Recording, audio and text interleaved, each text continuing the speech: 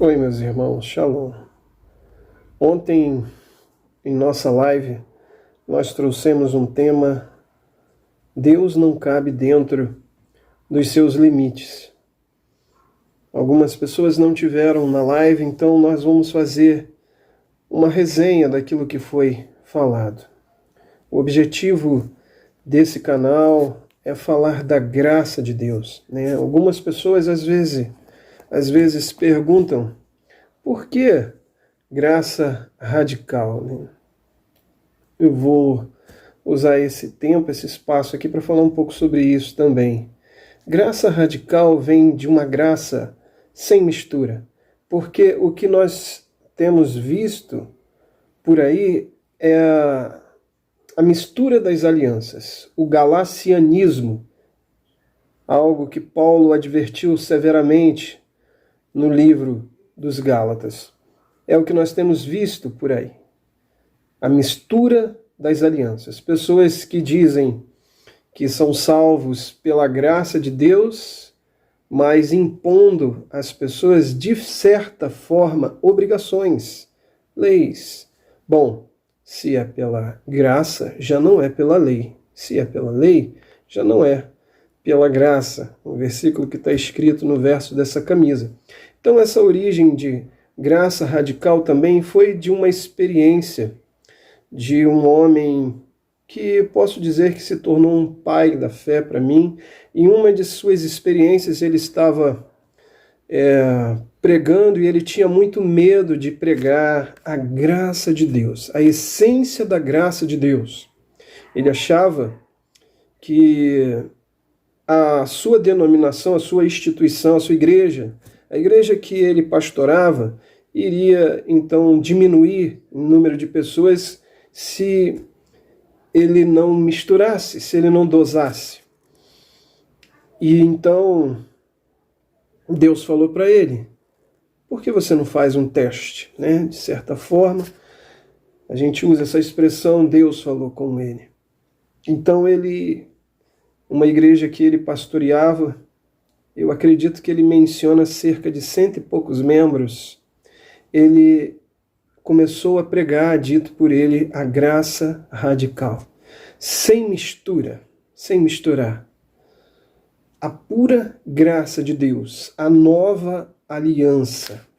Então, ao fazer isso, hoje, resumindo, ele é um pastor, ele não é brasileiro.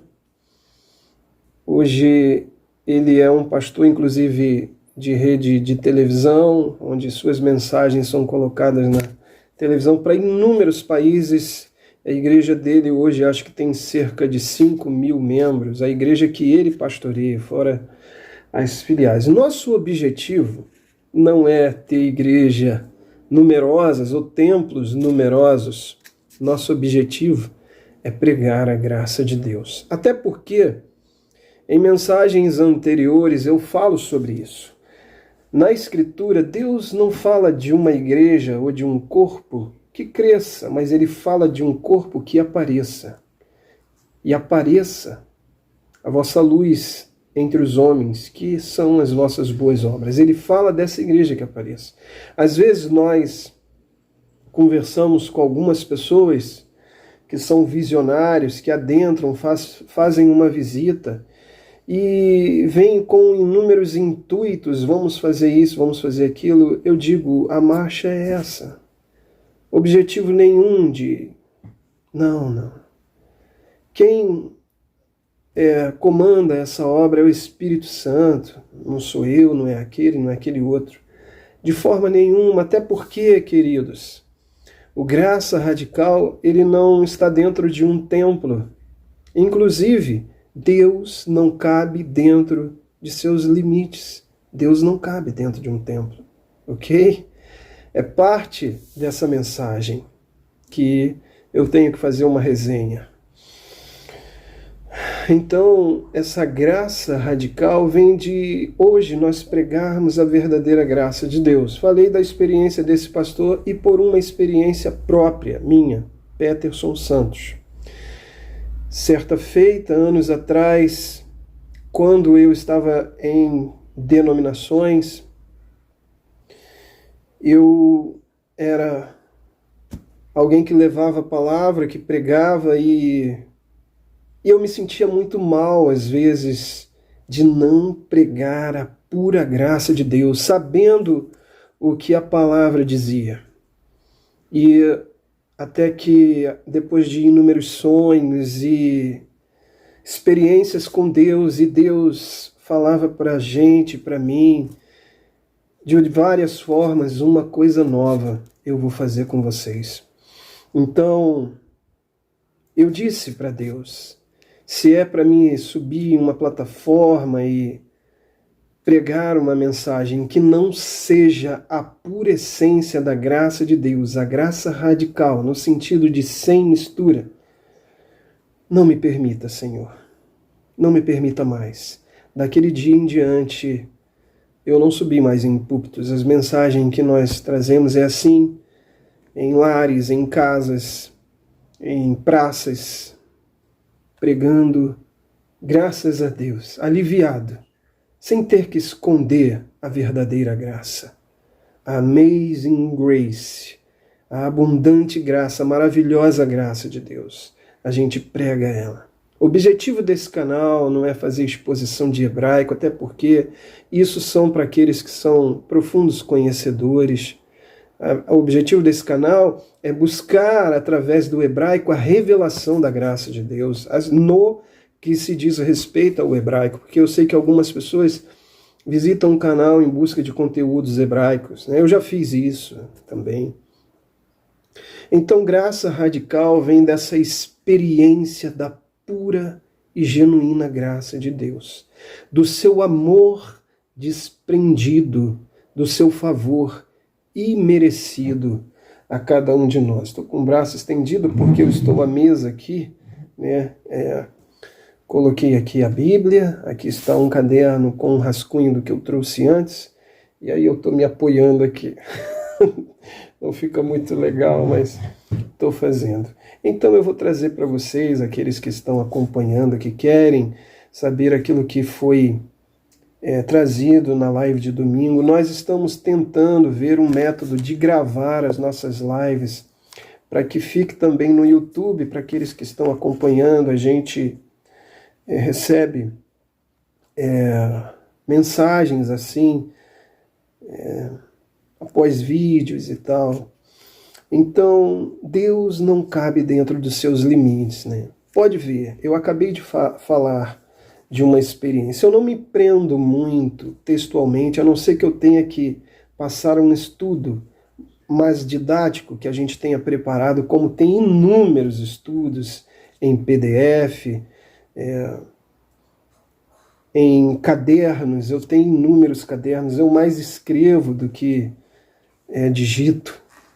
Então, se eu tiver que passar um estudo, ele é didático. Palavra, eu não me prendo muito. Tem ali apenas o tema e os tópicos para que eu lembre, é o famoso espinha dorsal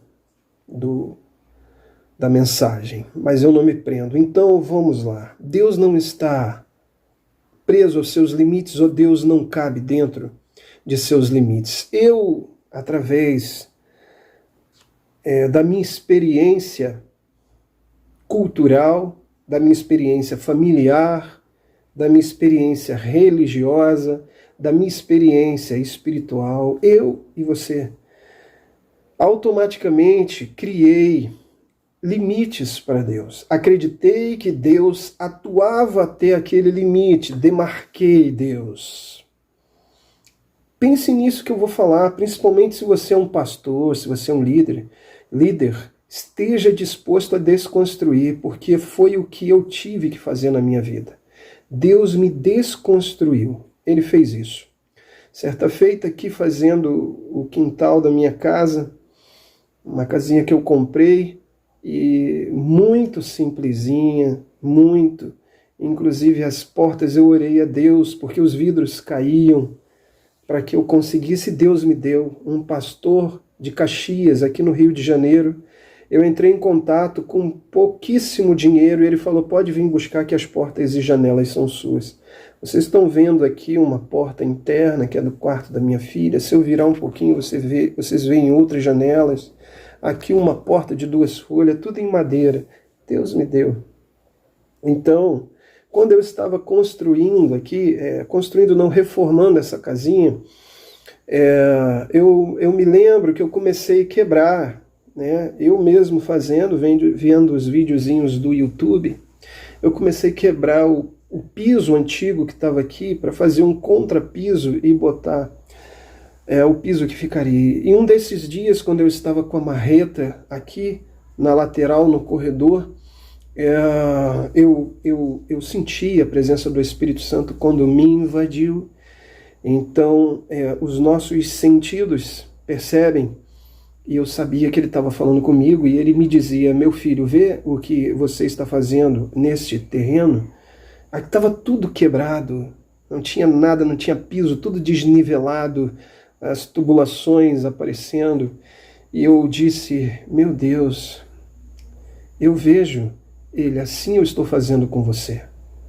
Ele estava me desconstruindo.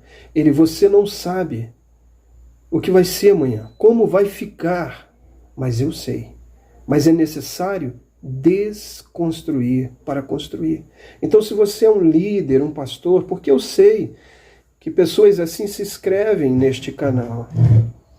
Se você tem a graça de Deus de estar passando conteúdos para pessoas, estudos, e você faz isso com muito amor, pensa nessas breves palavras que eu vou falar aqui.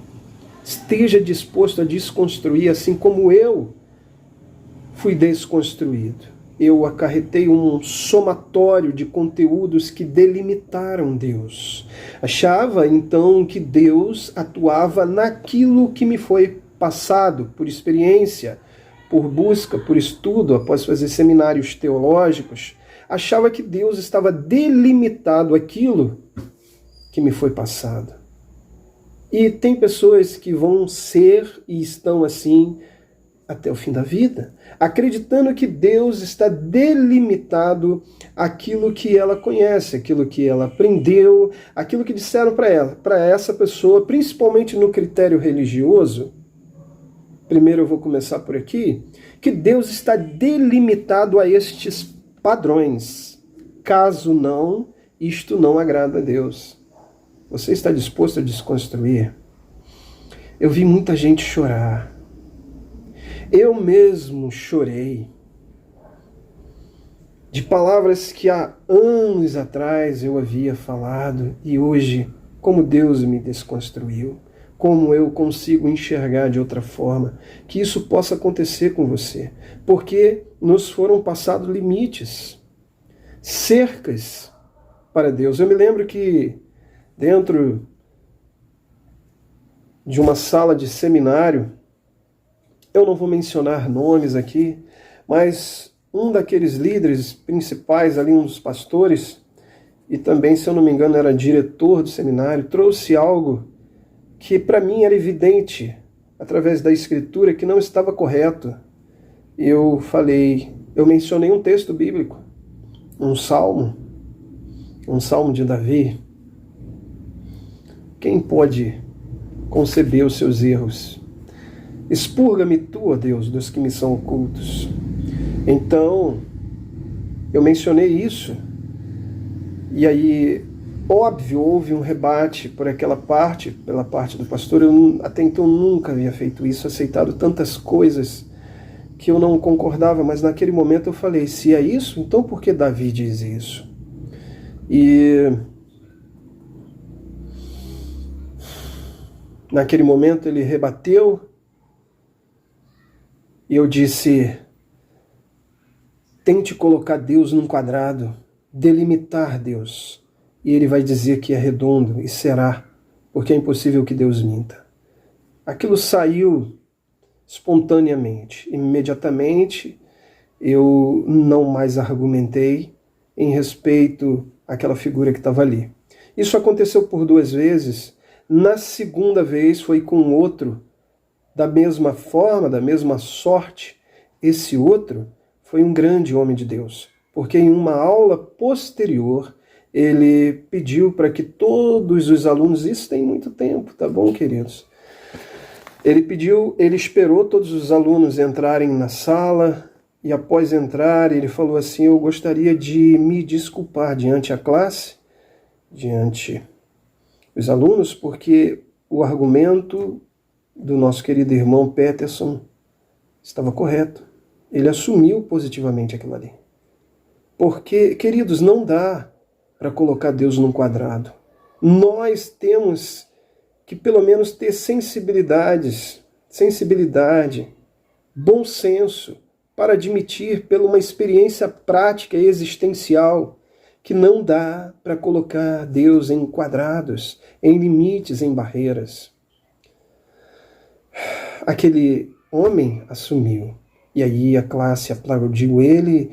Eu não sabia o que fazer naquele momento, abaixei minha fronte para que a soberba não invada o coração, que é um perigo para o ser humano achar que é alguma coisa.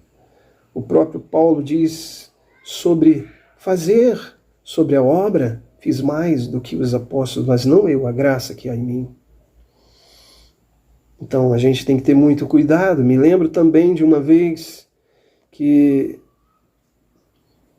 em uma capela de 12 minutos,